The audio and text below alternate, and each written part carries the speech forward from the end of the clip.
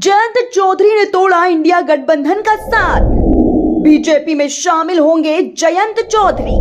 अखिलेश यादव ने कर दिया बड़ा खुलासा। दोस्तों, लोकसभा चुनाव को लेकर पूरे देश में खलबलाहट और राजनीति में गर्माहट तेज हो गई है। खासकर दोस्तों, अगर उत्तर प्रदेश की बात करें तो यहाँ जैसे जैसे लोकसभा चुनाव नजदीक आ रहा है, विपक्ष के इंडिया गठबंधन की मुसीबतें भी बढ़ती हुई नजर आ रही हैं। यूपी के लोकसभा सीटों को लेकर समाजवादी पार्टी और आरएलडी के जयंत चौधरी को लेकर राजनीतिक गलियारों में ये बातें होने लगी हैं कि जयंत चौधरी समाजवादी पार्टी के साथ अपना गठबंधन तोड़कर भारतीय जनता पार्टी के साथ जाने की प्लानिंग कर रहे हैं। अब पूरी खबर क्या है दोस्तों, वो भी आपको बताते हैं। इंडिया गठबंधन की मुसीबतें अब और बढ़ती जा रही हैं। पश्चिम बंगाल से बिहार होते उलझन यूपी तक आ गई है। जी हाँ, कांग्रेस की अगुवाई वाला गठबंधन यहाँ बिखरता नजर आ रहा है। एंटी बीजेपी मोर्चे का नया सिरदर्द राष्ट्रीय लोकदल के जयंत चौधरी हो सकते हैं।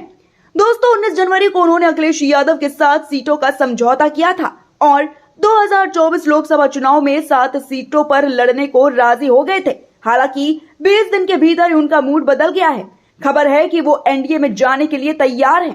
खास बात यह है कि कम सीटें पाकर भी वो भाजपा के करीब जाना चाहते हैं। दोस्तों, चुनाव से पहले भाजपा और कांग्रेस के बीच एक तरह का गेम चल रहा है। कांग्रेस पार्टी क्षेत्रीय दलों के दम पर 2024 में भाजपा को सत्ता से बाहर करना चाहती है।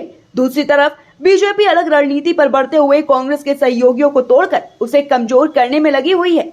रिपोर्ट के मुताबिक बीजेपी ने अब आरएलडी को लुभाने की कोशिश की है। एनडीए में शामिल होने के लिए आरएलडी 4 सीटों पर भी तैयार है। बताया जा रहा है कि भाजपा और आरएलडी के बड़े नेता फाइनल डील कर चुके हैं। जयंत चौधरी इस बाबत जल्द ही दिल्ली जाने वाले हैं। वहीं पर गठबंधन की औपचारिक घोषणा भी हो सकती है। बता दें दोस्तों कि पश्चिम यूपी में अच्छा खासा प्रभाव रखने वाली जयंत चौधरी की पार्टी बीजेपी से 4 सीटों की मांग कर रही है। इसमें कैराना, बागपत, मथुरा और अमरोहा शामिल है। बताया जा रहा है कि भाजपा जयंत की मांग पर राजी है। अगर डील पक्की होती है तो यह अखिलेश यादव के लिए बड़ा झटका होगा, जिन्होंने आरएलडी और चंद्रशेखर आजाद की आजाद समाज पार्टी के साथ गठबंधन कर पश्चिम यूपी जीतने की रणनीति बनाई है। तो वहीं आरएलडी प्रमुख जयंत चौधरी के बीजेपी संग गठजोड़ के खबरों के बीच सपा मुखिया अखिलेश यादव का बयान सामने आया है और उन्होंने बड़ा खुलासा कर दिया। उन्होंने कहा है कि जयंत पढ़े लिखे हैं, किसानों की राजनीति करते हैं, वो राजनीति को समझते हैं और मुझे उम्मीद है कि वो किसानों की लड़ाई को कमजोर नहीं होने देंगे। तो वहीं डिंपल यादव ने इस मसले पर कहा है कि मेरा मानना है कि जैसे तालमेल बैठा हुआ था, ऐसे में अगर ये तालमेल बिगड़ता है तो इसकी कोई बहुत बड़ी वजह हो सकती है। इससे पहले शिवपाल यादव ने भी जयंत चौधरी मामले में रिएक्ट किया था। सपा नेता और पूर्व कैबिनेट मंत्री शिवपाल यादव ने कहा था कि आरएलडी की गठबंधन की फर्जी अफवाह बीजेपी चला रही है, इसमें कोई भी सच्चाई नहीं है। आरएलडी हमारे साथ है और आगे चुनाव में भी हमारे साथ ही रहेगी। हम लोग मिलकर चुनाव लड़ेंगे और बीजेपी को हराएंगे। दोस्तों, खबर है कि अखिलेश यादव ने लोकसभा चुनाव के लिए जयंत चौधरी को 60 सीटें दी हैं, जिसमें बागपत, मुजफ्फरनगर, कैराना, मथुरा और हाथरस भी शामिल हैं। 2 सीटों पर अभी फैसला होना बाकी है। तो ऐसे में सवाल उठ रहे हैं कि जयंत चौधरी आखिर अखिलेश की 7 सीटों के बजाय बीजेपी की 4 सीटों के ऑफर पर क्यों लालयित थे। सियासी जानकारों की अगर माने तो इसकी वजह शायद अखिलेश यादव के साथ मिलकर चुनाव जीतने की गारंटी ना होना है।